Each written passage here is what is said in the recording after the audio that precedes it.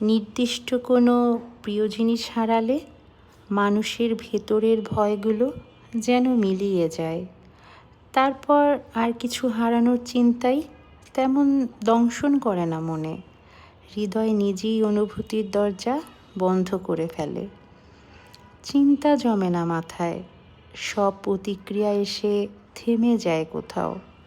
নিজের অজান্তেই মানুষ অভ্যস্ত হয়ে পড়ে হেরে যাওয়া সত্যিটা নীরবে মেনে নিতে। সেই একটুখানি প্রিয়তা হারানোর পর পৃথিবীর প্রতি আর টান জন্মায় না, নতুন কোনো ইচ্ছেও মাথা তোলে না। সব কিছু কেমন নির্জীব হয়ে ঝুলে থাকে মনে। বুকের গভীরে ধীরে ধীরে জমতে থাকে ভাগ্যের প্রতি এক কঠিন অভিমান।